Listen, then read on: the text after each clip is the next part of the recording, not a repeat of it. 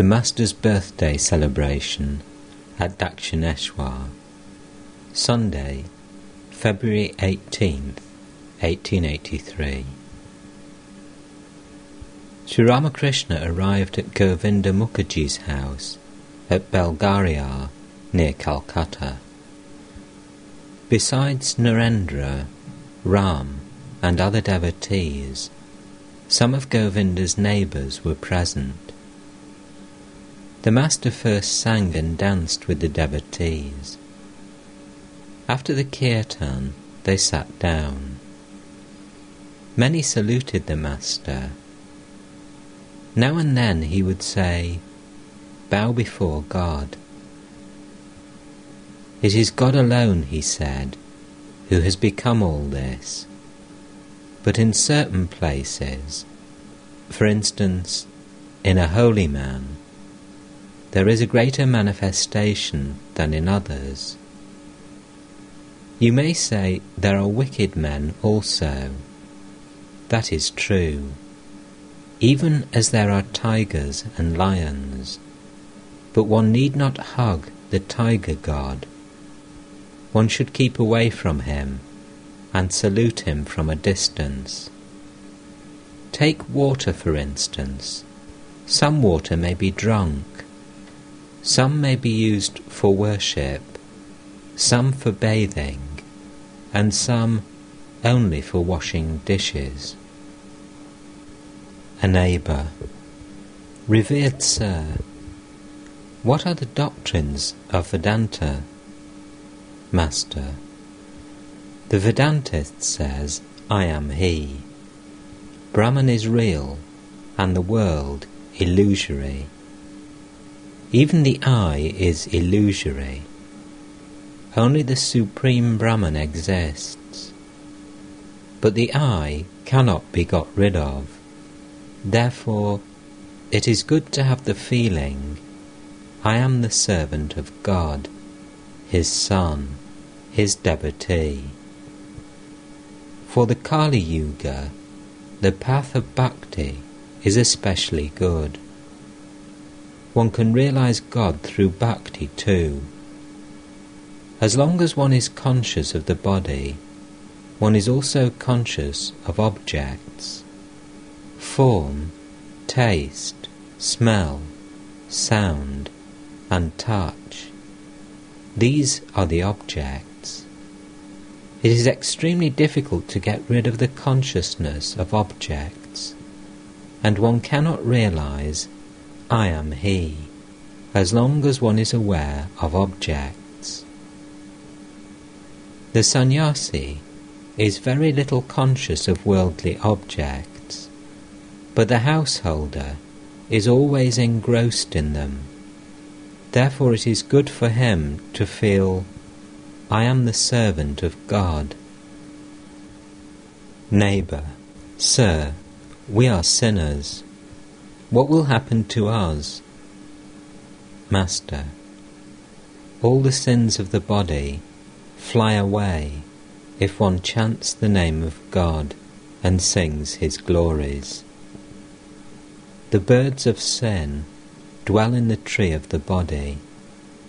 Singing the name of God is like clapping your hands. As at the clap of the hands, the birds in the tree fly away, so do our sins disappear at the chanting of God's name and glories. Again, you will find that the water of a reservoir dug in a meadow is evaporated by the heat of the sun. Likewise, the water of the reservoir of sin is dried up by the singing of the name and glories of God. You must practice it every day. The other day at the circus, I saw a horse running at top speed, with an English woman standing on one foot on its back.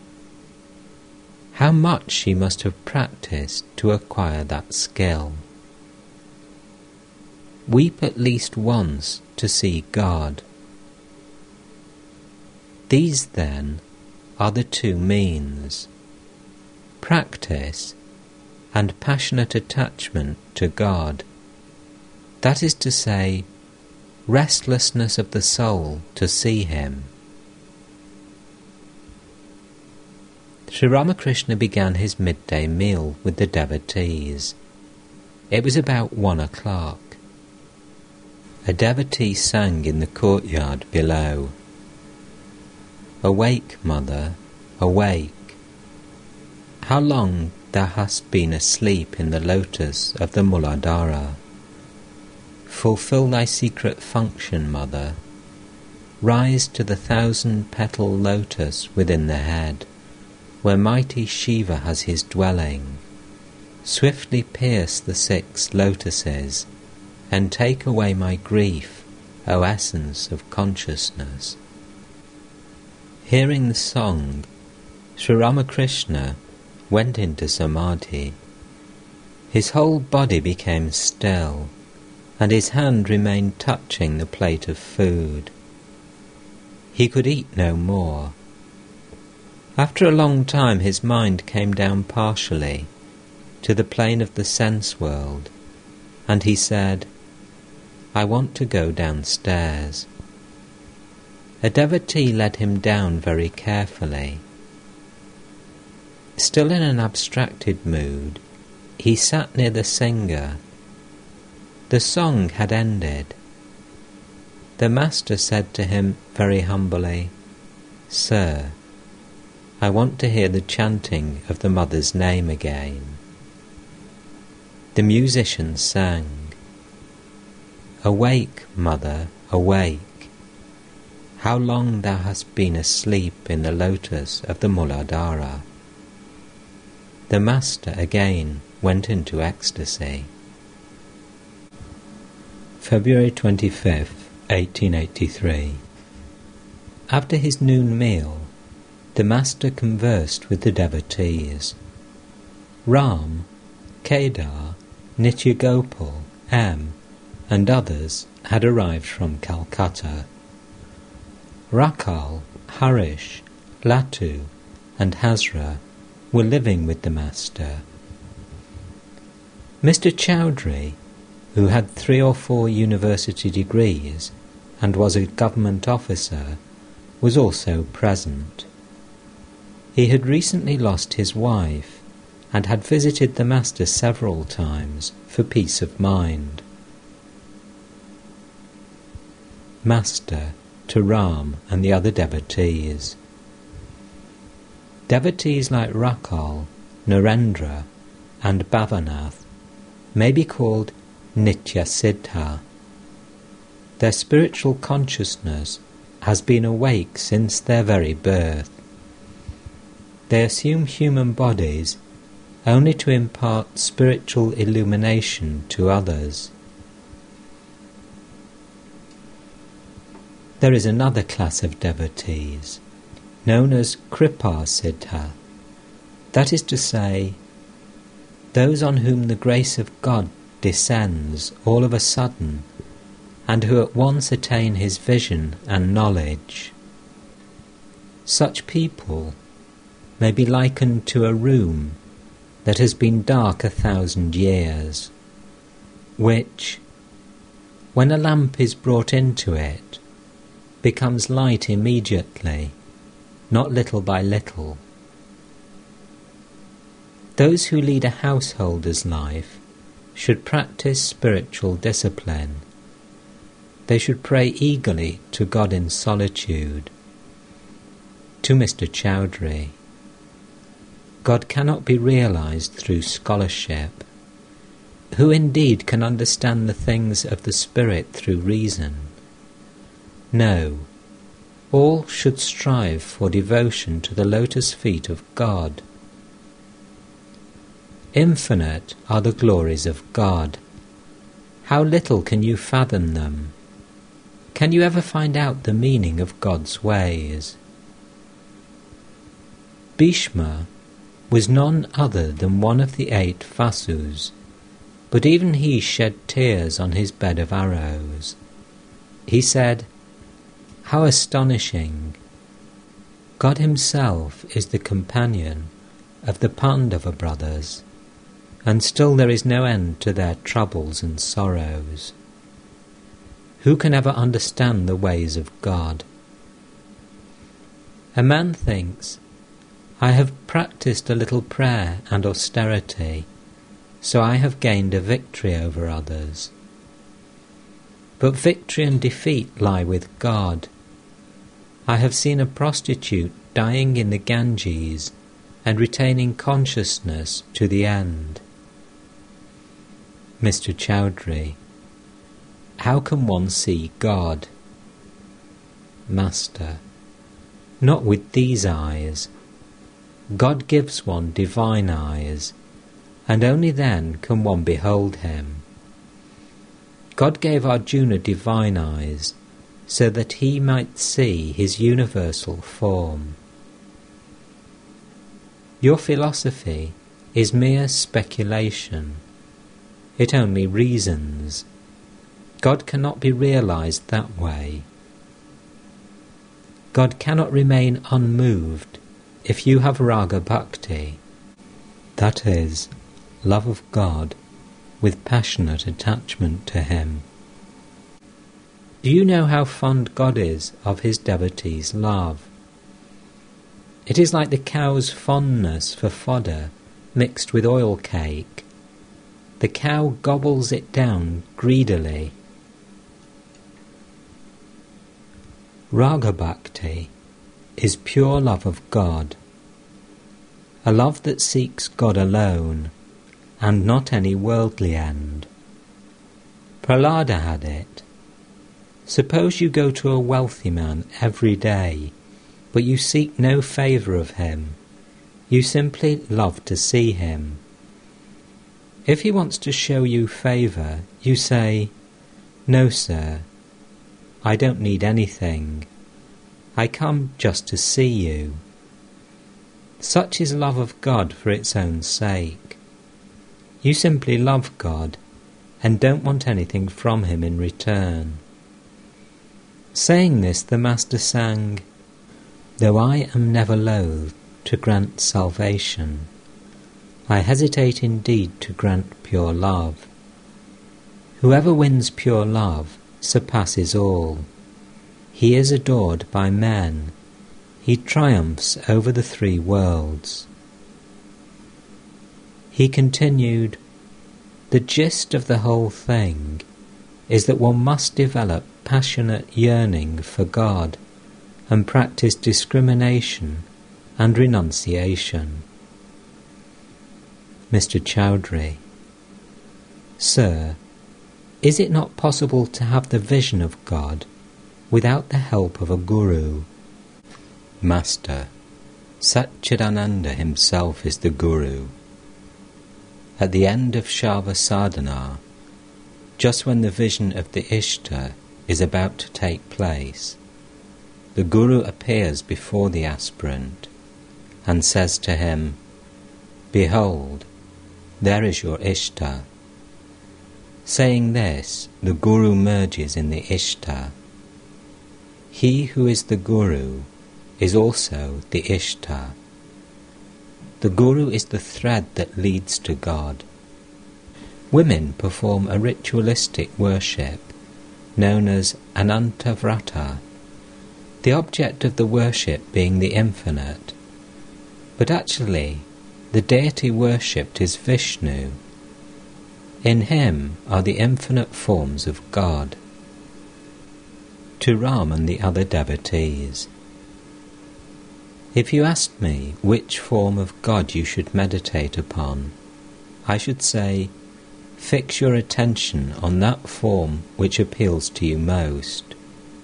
But know for certain that all forms are the forms of one God alone. Never harbour malice toward anyone. Shiva, Kali, and Hari are but different forms of that one. He is blessed indeed who has known all as one. Outwardly he appears as Shiva's devotee, but in his heart he worships Kali, the blissful mother, and with his tongue he chants aloud Lord Hari's name. The body does not endure without a trace of lust, anger, and the like. You should try to reduce them to a minimum. Looking at Kedar, the Master said, "He is very nice. He accepts both the absolute and the relative. He believes in Brahman, but he also accepts the gods and divine incarnations in human form." In Kedar's opinion, Sri Ramakrishna was such an incarnation.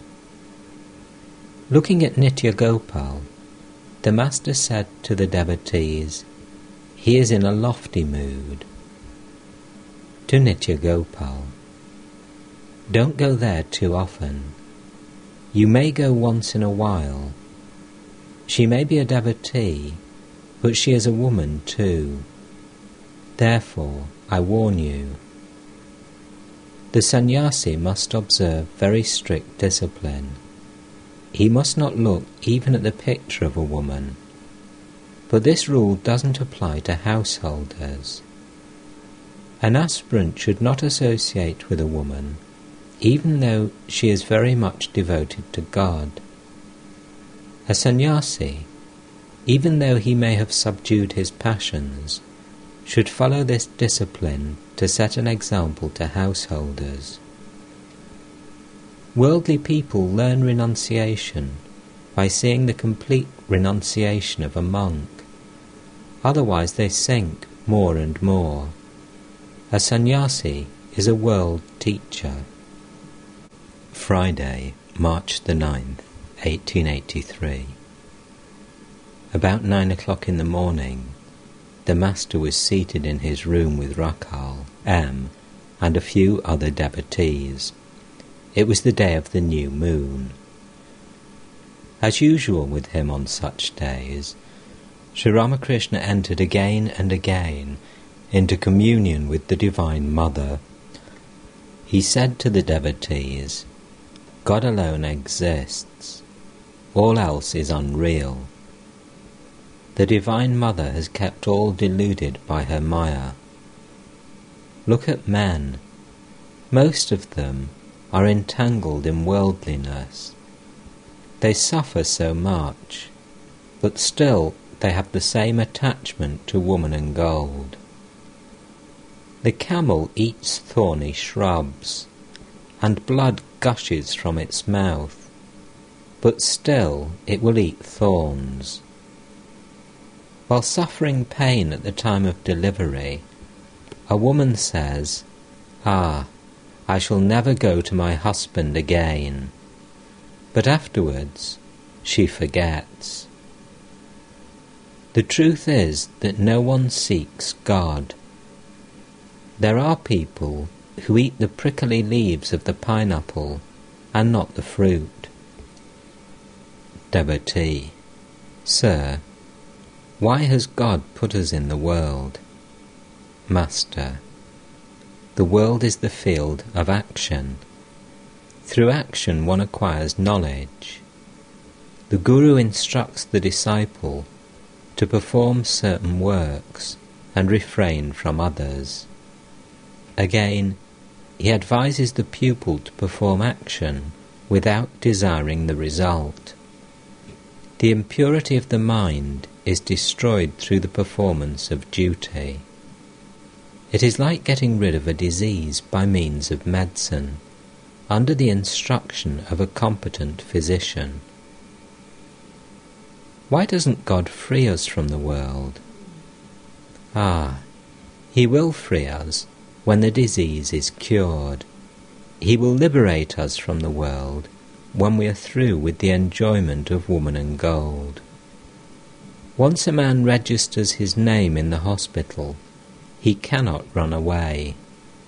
The doctor will not let him go away unless his illness is completely cured."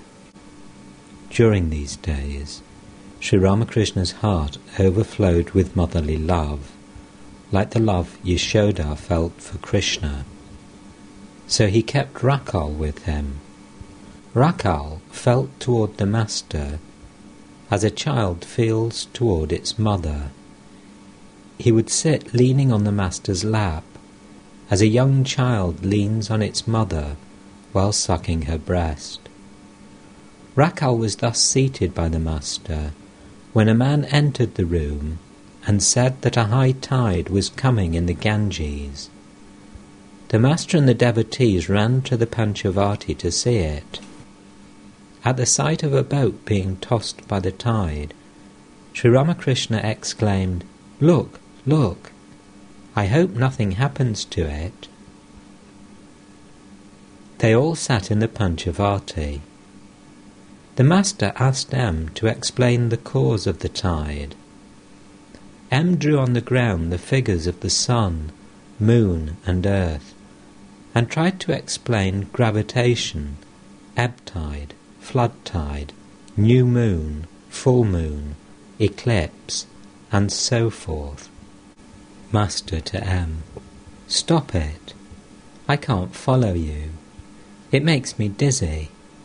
My head is aching." "Well, how can they know of things so far off? You see, during my childhood I could paint well, but arithmetic would make my head spin. I couldn't learn simple arithmetic." Sri Ramakrishna returned to his room with the devotees. Looking at a picture of Yashoda on the wall, he said, "It is not well done. She looks like a garland seller." The Master enjoyed a nap after his noon meal. Adhar and other devotees gradually gathered. This was Adhar's first visit. He was a deputy magistrate and about 30 years old. Adhar to the Master: "Sir, I have a question to ask. Is it good to sacrifice animals before the deity? It certainly involves killing." Master: "The Shastra prescribes sacrifice on special occasions. Such sacrifice is not harmful. Take, for instance, the sacrifice of a goat on the 8th day of the full or new moon. I am now in such a state of mind that I cannot watch a sacrifice. Also, I cannot eat meat offered to the Divine Mother. Therefore I first touch my finger to it, then to my head, lest she should be angry with me. Again, in a certain state of mind, I see God in all beings, even in an ant. At that time, if I see a living being die, I find consolation in the thought that it is the death of the body, the soul being beyond life and death. One should not reason too much. It is enough if one loves the lotus feet of the Mother. Too much reasoning throws the mind into confusion. You get clear water if you drink from the surface of a pool. Put your hand deeper and stir the water, and it becomes muddy. Therefore, pray to God for devotion. Behind Dhruva's devotion there was desire. He practiced austerities to gain his father's kingdom. But Prahlada's love for God was motiveless, a love that sought no return. A devotee: how can one realize God? Master: through that kind of love. But one must force one's demand on God. One should be able to say, "O God, wilt thou not reveal thyself to me? I will cut my throat with a knife." This is the tamas of bhakti. Devotee: can one see God? Master: yes, surely. one can see both aspects of God, God with form and without form. One can see God with form, the embodiment of spirit. Again, God can be directly perceived in a man with a tangible form. Seeing an incarnation of God is the same thing as seeing God himself. God is born on earth as man in every age. March 11th, 1883. It was Sri Ramakrishna's birthday. Many of his disciples and devotees wanted to celebrate their happy occasion at the Dakshineshwar temple garden. From early morning, the devotees streamed in, alone or in parties. After the morning worship in the temples, sweet music was played in the Nahabat. It was springtime. The trees, creepers and plants were covered with new leaves and blossoms. The very air seemed laden with joy, and the hearts of the devotees were glad on this auspicious day. M arrived early in the morning and found the Master talking smilingly to Bhavanath, Rakal and Kali Krishna. M prostrated himself before him. Master to M, I'm glad you've come. To the devotees, one cannot be spiritual as long as one has shame, hatred or fear. Great will be the joy today, but those fools who will not sing or dance, mad with God's name, will never attain God. How can one feel any shame or fear when the names of God are sung? Now sing, all of you. Bhavanath and his friend Kali Krishna sang. Thrice blessed is this day of joy. May all of us unite, O Lord, to preach thy true religion here in India's holy land. Thou dwellest in each human heart, thy name, resounding everywhere, fills the four corners of the sky. Today thy devotees proclaim thy boundless majesty. We seek not wealth or friends or fame, O Lord, no other hope is ours. For thee alone thy devotees long with unflagging love. Safe at thy feet, what fear have we of death or danger? We have found the fount of immortality. To thee the victory, O Lord, to thee the victory. As Sri Ramakrishna listened to the song with folded hands, his mind soared to a far-off realm. He remained absorbed in meditation a long time. After a while Kali Krishna whispered something to Bhavanath. Then he bowed before the Master and rose. Sri Ramakrishna was surprised. He asked, "Where are you going?" Bhavanath, "He is going away on a little business." Master, "What is it about?" Bhavanath, "He is going to Baranagal Working Men's Institute." Master, "Is his bad luck? A stream of bliss will flow here today. He could have enjoyed it, but how unlucky." Sri Ramakrishna did not feel well, so he decided not to bathe in the Ganges. About 9 o'clock, a few jars of water were taken from the river, and with the help of the devotees, he finished his bath on the veranda east of his room. After bathing, the Master put on a new wearing cloth, all the while chanting the name of God.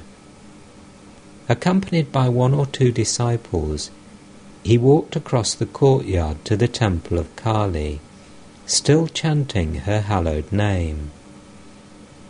His eyes had an indrawn look, like that of a bird hatching her eggs.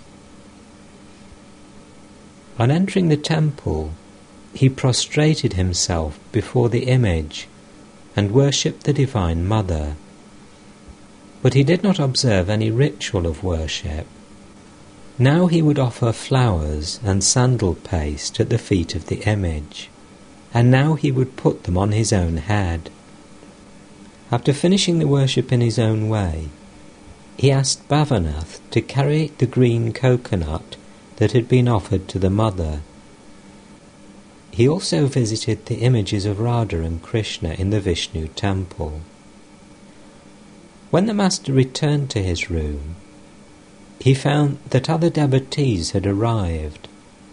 Among them, Ram, Nitya Gopal, and Kedar.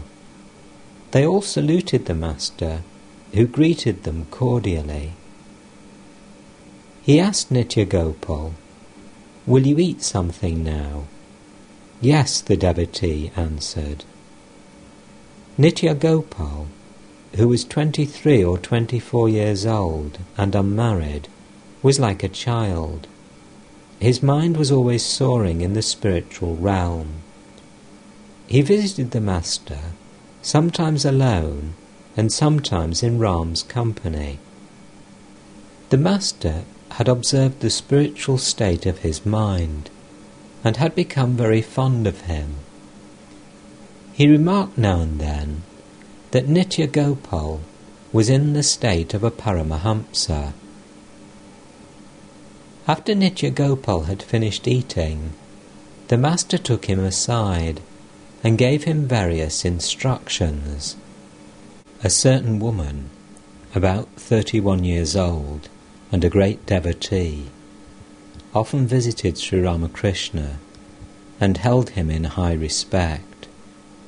She had been much impressed by Nitya Gopal's spiritual state, and, looking upon him as her own son, often invited him to her house. Master to Nitya Gopal: "Do you go there?" Nitya Gopal, like a child: "Yes, I do. She takes me." Master: "Beware, holy man.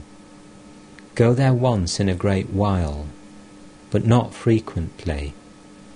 Otherwise you will slip from the ideal. Maya is nothing but woman and gold. A holy man must live away from woman. All sink there. Even Brahma and Vishnu struggle for life in that whirlpool." Nitya Gopal listened to these words attentively. M to himself: "How strange! This young man has developed the state of a Paramahamsa. That is what the master says now and then.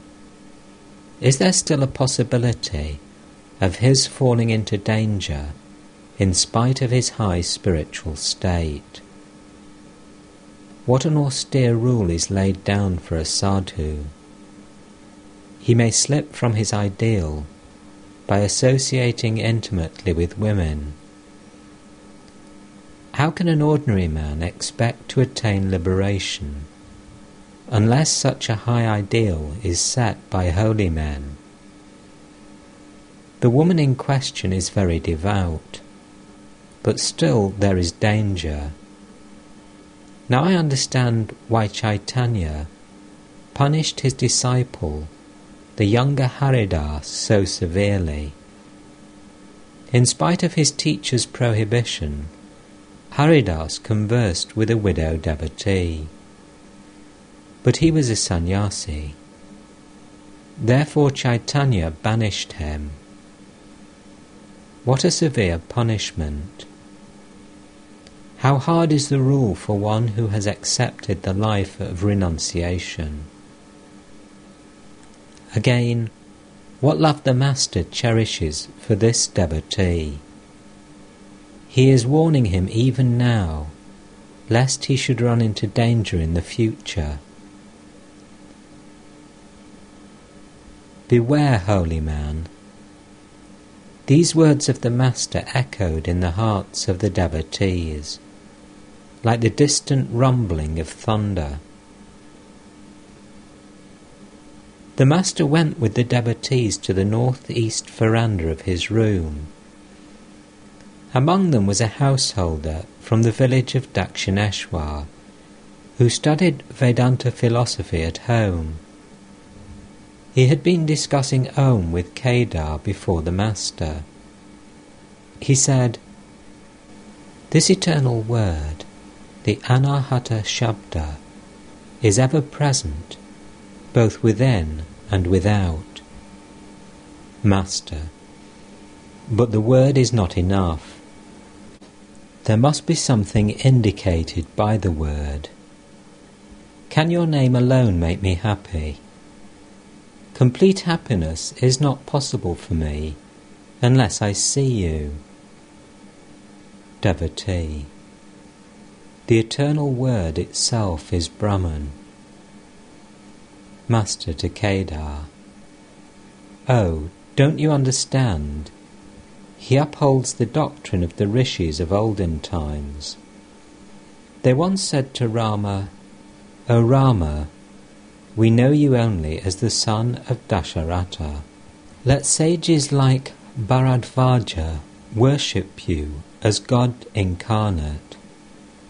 We want to realize Brahman, the indivisible existence, knowledge, bliss absolute." At these words, Rama smiled and went away. Kedar, those rishis could not recognize Rama as an incarnation of God. They must have been fools. Master, seriously, please don't say such a thing. People worship God according to their tastes and temperaments. The mother cooks the same fish differently for her children, that each one may have what suits his stomach. For some she cooks the rich dish of pilau, but not all the children can digest it. For those with weak stomachs, she prepares soup. Some again like fried fish or pickled fish. It all depends on one's tastes. The rishis followed the path of jnana. Therefore they sought to realize Brahman, the indivisible existence, knowledge, bliss absolute. But those who follow the path of devotion seek an incarnation of God to enjoy the sweetness of bhakti. The darkness of the mind disappears when God is realized. In the Purana, it is said that it was as if 100 suns were shining when Rama entered the court. Why then weren't the courtiers burnt up? It was because the brilliance of Rama was not like that of a material object. As the lotus blooms when the sun rises, so the lotus of the heart of the people assembled in the court burst into blossom. As the Master uttered these words, standing before the devotees, he suddenly fell into an ecstatic mood. His mind was withdrawn from external objects. No sooner did he say, "The lotus of the heart burst into blossom," than he went into deep samadhi. He stood motionless, his countenance beaming, and his lips parted in a smile. After a long time he returned to the normal consciousness of the world. He drew a long breath and repeatedly chanted the name of Rama, every word showering nectar into the hearts of the devotees. The Master sat down, the others seating themselves around him. Master to the devotees, ordinary people do not recognize the advent of an incarnation of God. He comes in secret. Only a few of his intimate disciples can recognize him. That Rama was both Brahman Absolute and a perfect incarnation of God in human form was known only to 12 rishis. The other sages said to him, "Rama, we know you only as Dasharatha's son." Can everyone comprehend Brahman, the indivisible existence, knowledge, bliss absolute? He alone has attained perfect love of God, who, having reached the Absolute, keeps himself in the realm of the relative in order to enjoy the divine Leela. A man can describe the ways and activities of the Queen if he has previously visited her in England. Only then will his description of the Queen be correct. Sages like Bharadvaja adored Rama and said, "O Rama, you are nothing but the indivisible Satchidananda.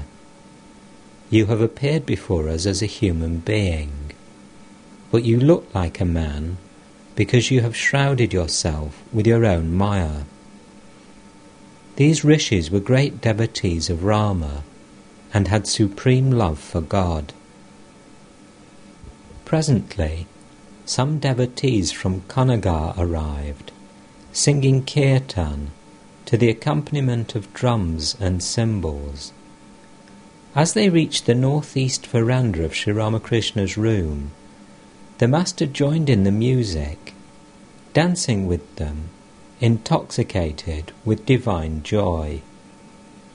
Now and then he went into samadhi, standing still as a statue.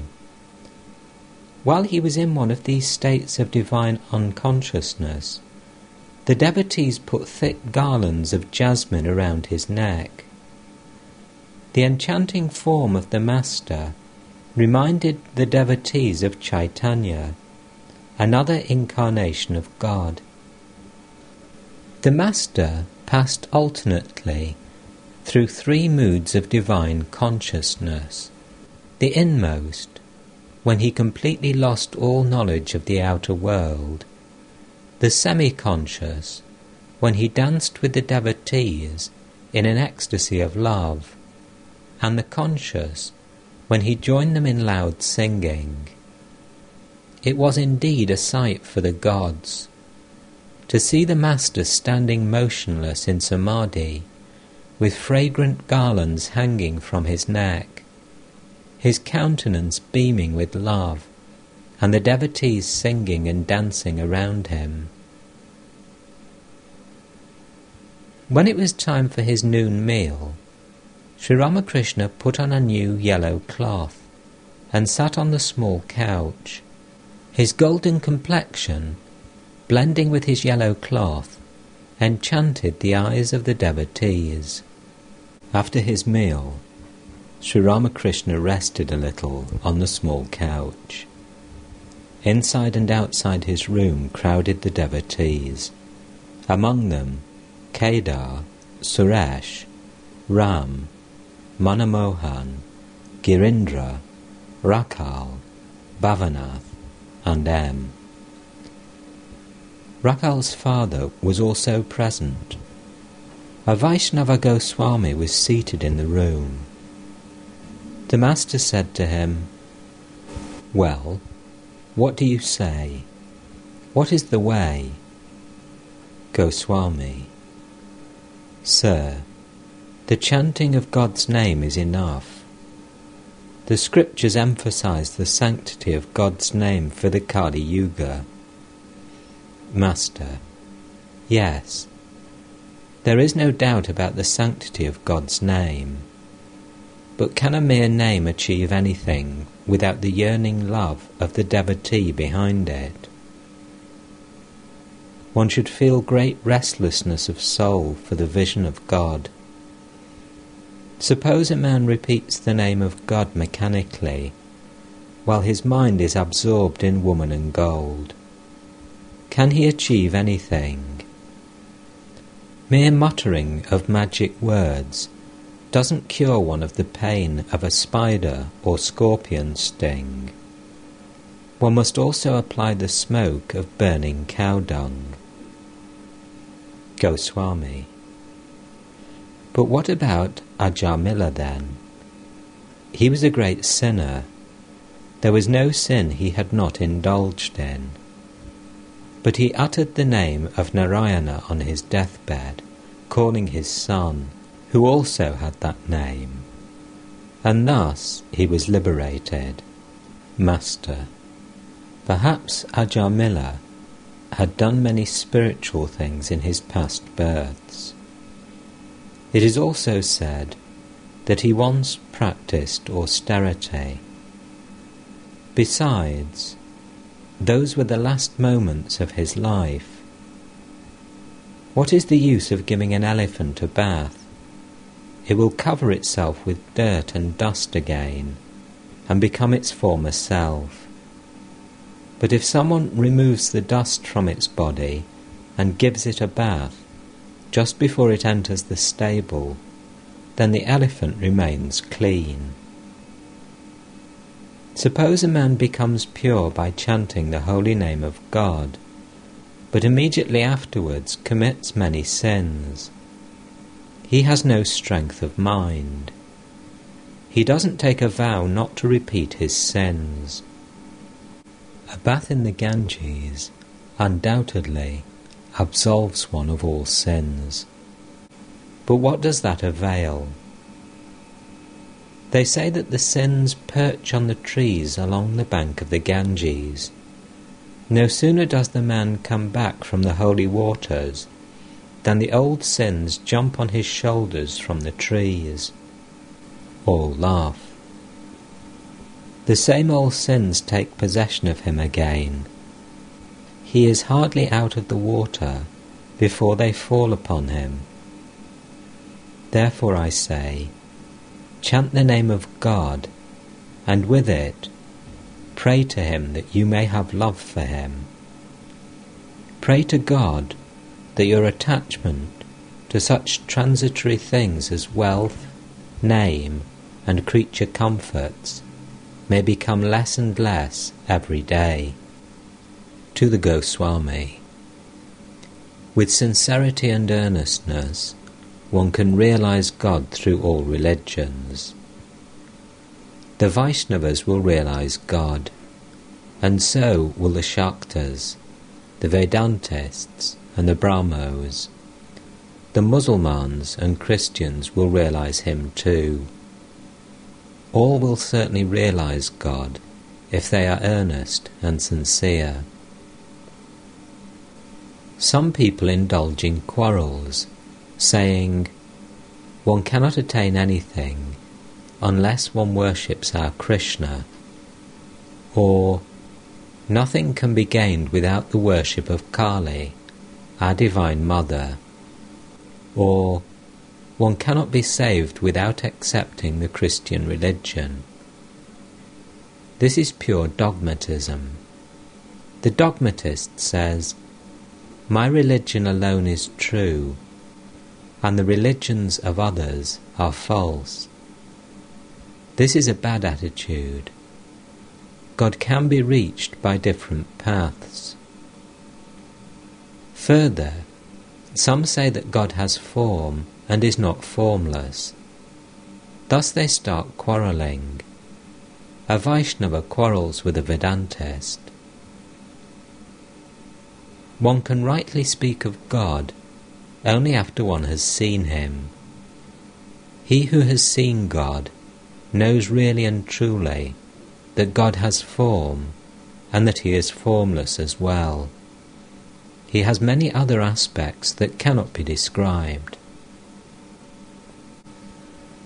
Once some blind men chanced to come near an animal that someone told them was an elephant. They were asked what the elephant was like. The blind men began to feel its body. One of them said the elephant was like a pillar. He had touched only its leg. Another said it was like a winnowing fan. He had touched only its ear. In this way the others, having touched its tail or belly, gave their different versions of the elephant. Just so, a man who has seen only one aspect of God limits God to that alone. It is his conviction that God cannot be anything else.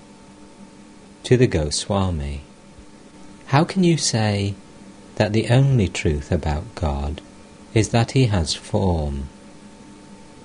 It is undoubtedly true that God comes down to earth in human form, as in the case of Krishna. And it is true as well that God reveals himself to his devotees in various forms. But it is also true that God is formless. He is the indivisible existence, knowledge, bliss absolute. He has been described in the Vedas both as formless and as endowed with form. He is also described there both as attributeless and as endowed with attributes. Do you know what I mean? Satchidananda is like an infinite ocean. Intense cold freezes the water into ice, which floats on the ocean in blocks of various forms.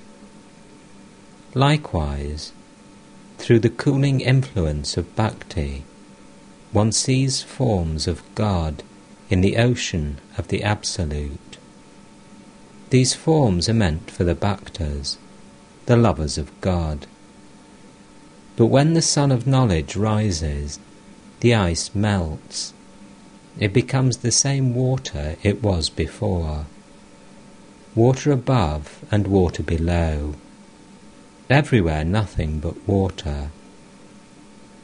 Therefore, a prayer in the Bhagavata says, O Lord, thou hast form, and thou art also formless. Thou walkest before us, O Lord, in the shape of a man. Again, thou hast been described in the Vedas as beyond words and thought. But you may say that for certain devotees, God assumes eternal forms. There are places in the ocean where the ice doesn't melt at all. It assumes the form of quartz. Kedar. It is said in the Bhagavata that Vyasa asked God's forgiveness for his 3 transgressions.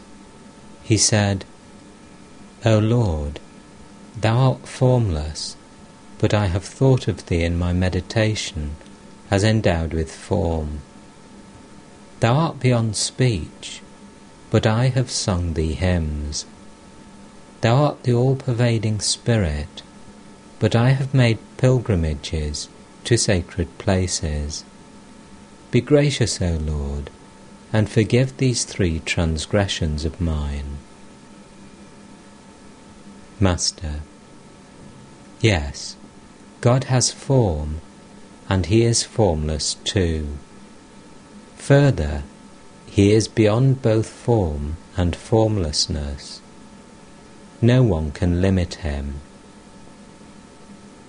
Rakal's father was sitting in the room.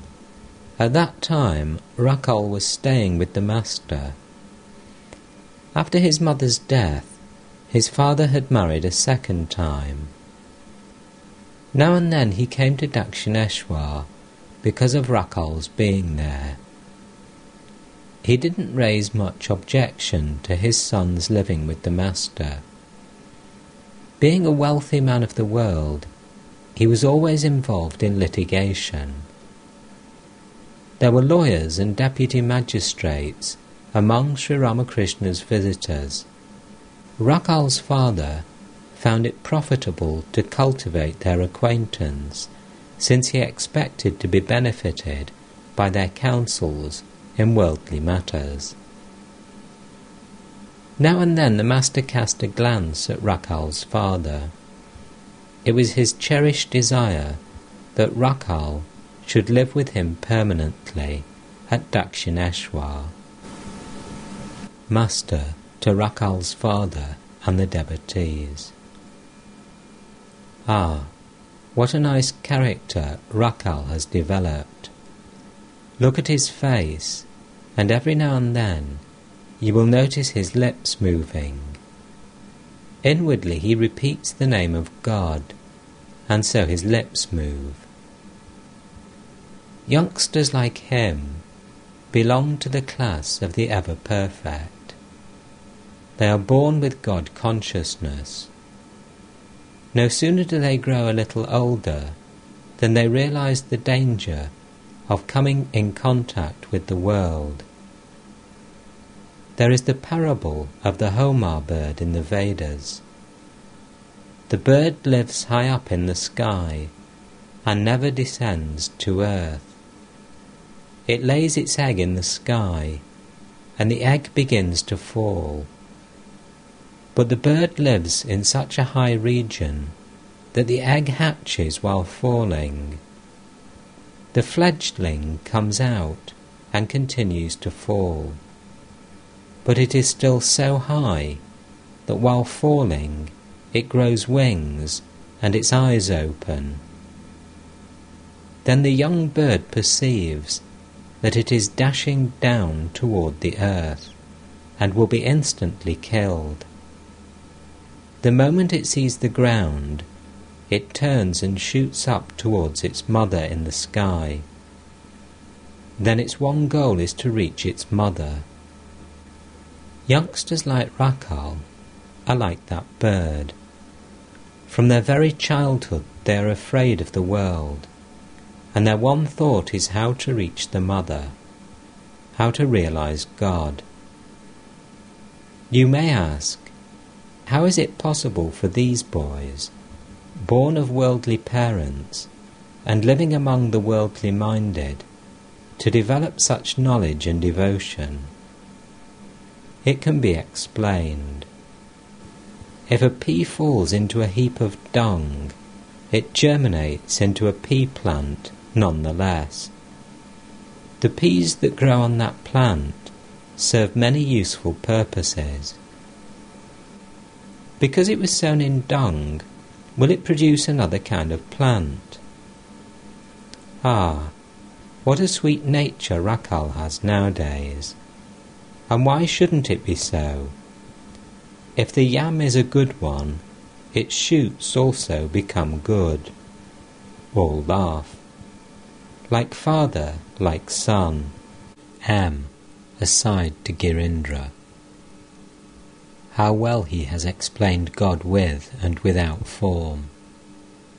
Do the Vaishnavas believe only in God with form? Girindra.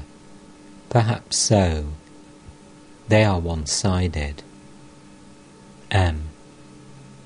Did you understand what he meant by the eternal form of God?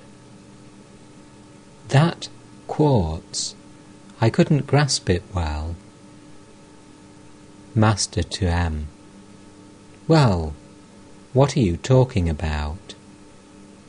M and Girindra smiled and remained silent.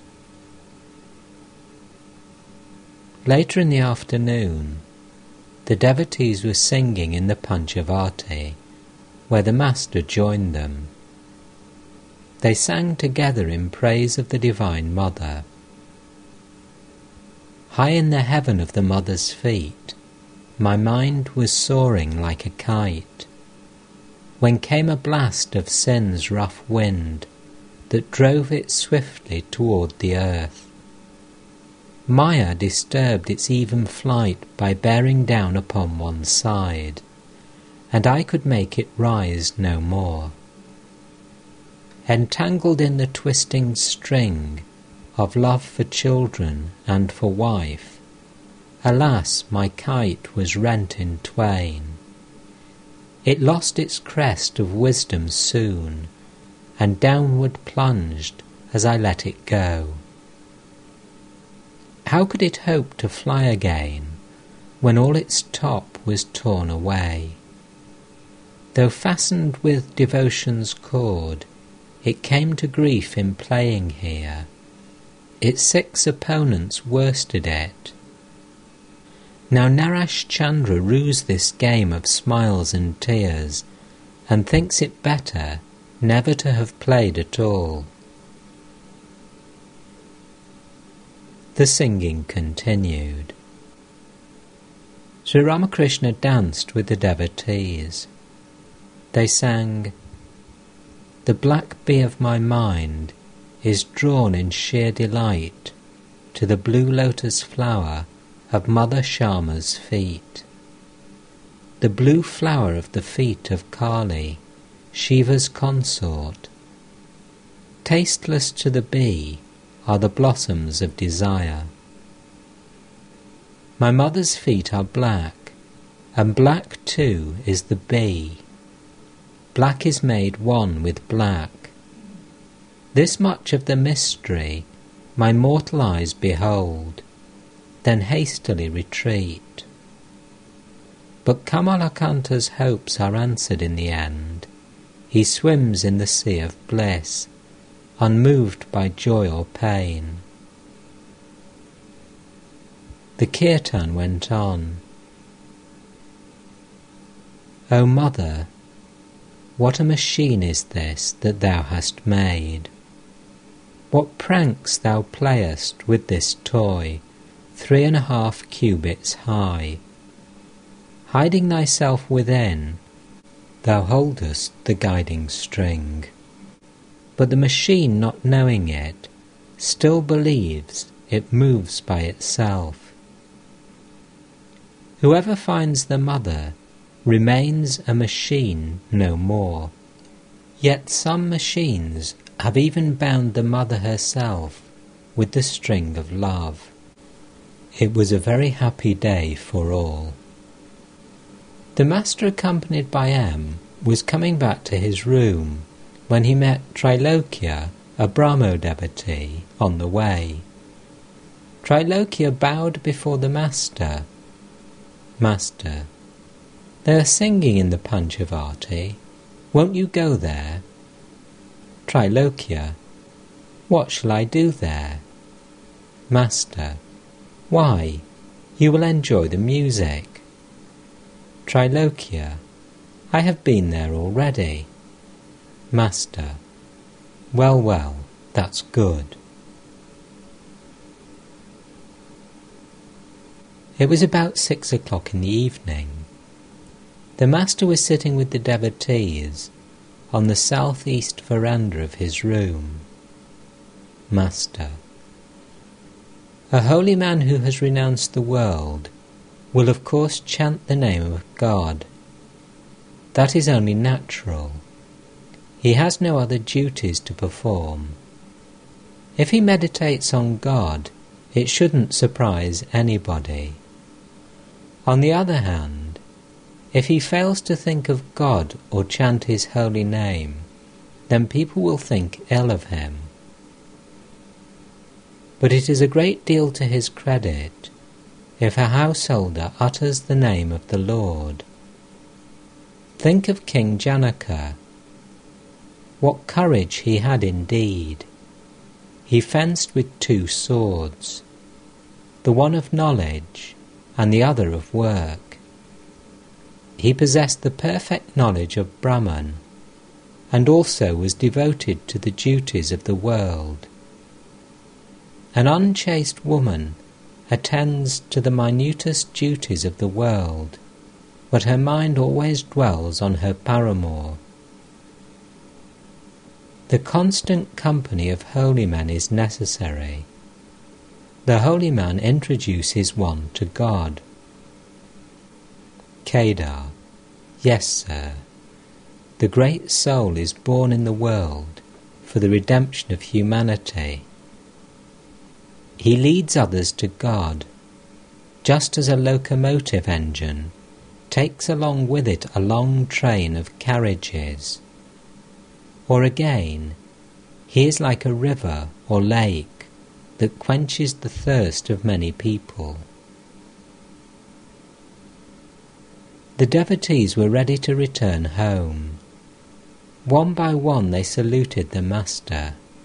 At the sight of Bhavanath, Sri Ramakrishna said, "Don't go away today. The very sight of you inspires me." Bhavanath had not yet entered into worldly life. A youth of 20, he had a fair complexion and handsome features. He shed tears of joy on hearing the name of God. The Master looked on him as the embodiment of Narayana. Thursday, March the 29th, 1883.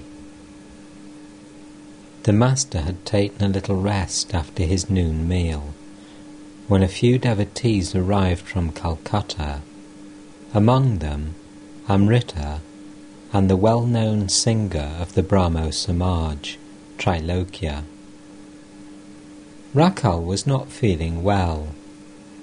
The Master was greatly worried about him and said to the devotees, "You see, Rakhal is not well.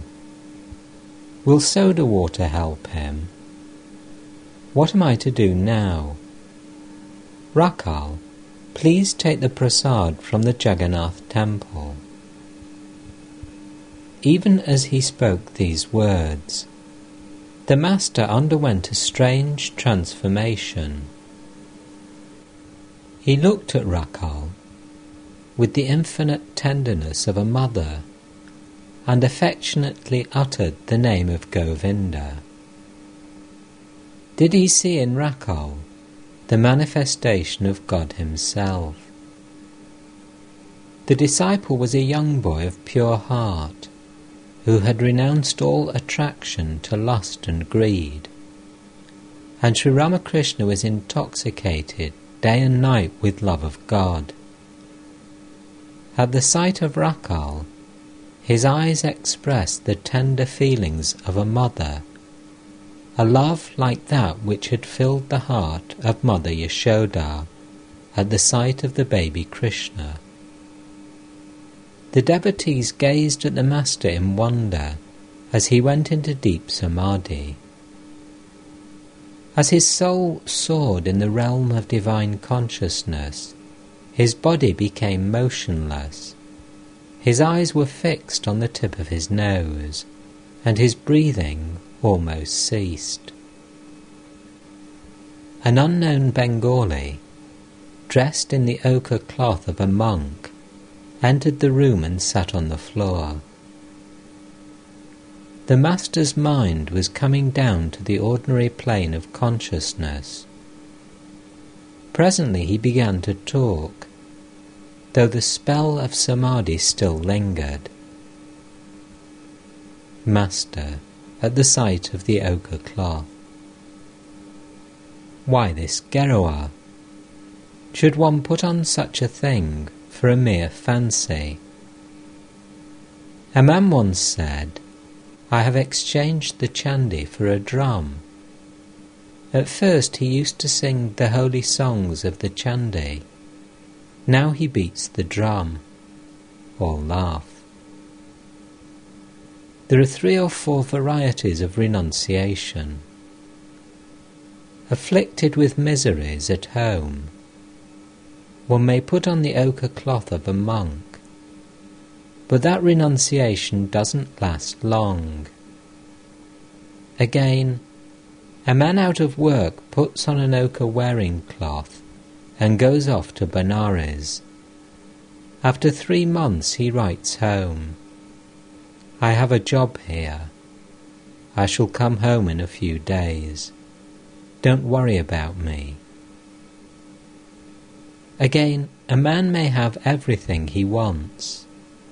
He lacks nothing, yet he does not enjoy his possessions. He weeps for God alone. That is real renunciation. No lie of any sort is good. A false garb, even though a holy one, is not good. If the outer garb does not correspond to the inner thought, it gradually brings ruin. uttering false words or doing false deeds, one gradually loses all fear. Far better is the white cloth of a householder. Attachment to worldliness, occasional lapses from the ideal, and an outer garb of Gerua, how dreadful!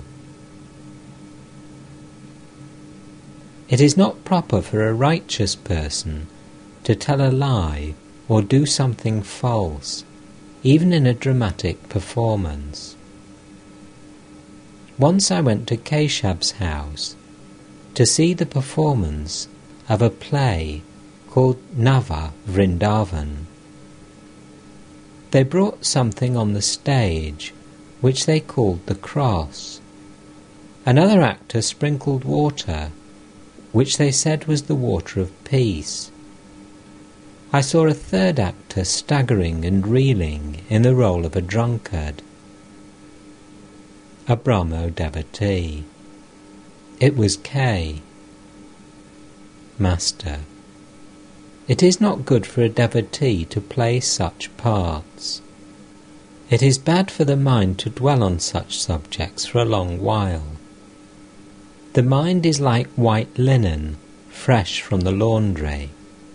It takes the colour in which you dip it. If it is associated with falsehood for a long time, it will be stained with falsehood. Another day, I went to Keshav's house to see the play called Nimai Sannyas. Some flattering disciples of Keshav spoiled the whole performance. One of them said to Keshav, "You are the Chaitanya of the Kali Yuga." Keshav pointed to me and asked with a smile, "Then who is he?" I replied, "Why, I am the servant of your servant. I am a speck of dust at your feet." Keshav had a desire for name and fame. To Amrita and Trilokya. Youngsters like Narendra and Rakal are ever perfect. Every time they are born, they are devoted to God. An ordinary man acquires a little devotion after austerities and a hard struggle, but these boys have love of God from the very moment of their birth. They are like the natural image of Shiva, which springs forth from the earth and is not set up by human hands. The ever-perfect form a class by themselves. Not all birds have crooked beaks. The ever-perfect are never attached to the world. There is the instance of Prahlada. Ordinary people practice spiritual discipline and cultivate devotion to God, but they also become attached to the world and are caught in the glamour of woman and gold. They are like flies, which sit on a flower or a sweetmeat and light on filth as well. But the ever-perfect are like bees, which light only on flowers and sip the honey. The ever-perfect drink only the nectar of divine bliss. They are never inclined to worldly pleasures. The devotion of the ever-perfect is not like the ordinary devotion that one acquires as a result of strenuous spiritual discipline. Ritualistic devotion consists in repeating the name of God and performing worship in a prescribed manner. It is like crossing a rice field in a roundabout way along the bulk. Again, it is like reaching a nearby village by boat in a roundabout way along a winding river. One does not follow the injunctions of ceremonial worship when one develops raga bhakti, when one loves God as one's own. Then it is like crossing a rice field after the harvest. You don't have to walk along the balk. You can go straight across the field in any direction. When the country is flooded deep with water, one doesn't have to follow the winding river. Then the fields are deep under water. You can row your boat straight to the village. Without this intense attachment, this passionate love, one cannot realize God. Amrita. Sir, how do you feel in samadhi? Master.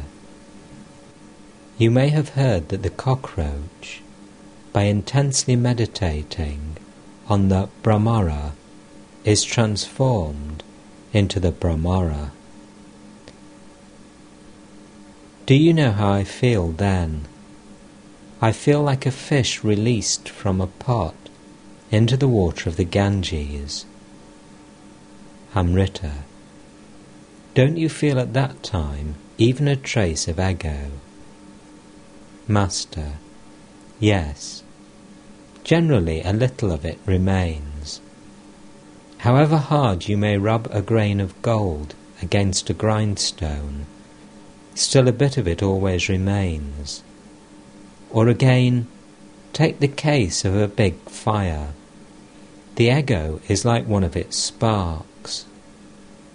In samadhi, I lose outer consciousness completely, but God generally keeps a little trace of ego in me for the enjoyment of divine communion. Enjoyment is possible only when I and you remain. Again, sometimes God effaces even that trace of I. Then one experiences Jada Samadhi or Nirvikalpa Samadhi. That experience cannot be described. A salt doll went to measure the depth of the ocean, but before it had gone far into the water, it melted away. It became entirely one with the water of the ocean. Then who was to come back and tell the ocean's depth, ocean's depth, ocean's depth, ocean's depth, ocean's depth, ocean's depth, ocean's depth, ocean's depth, ocean's depth, ocean's depth, ocean's depth, ocean's depth, ocean's depth, ocean's depth, ocean's depth.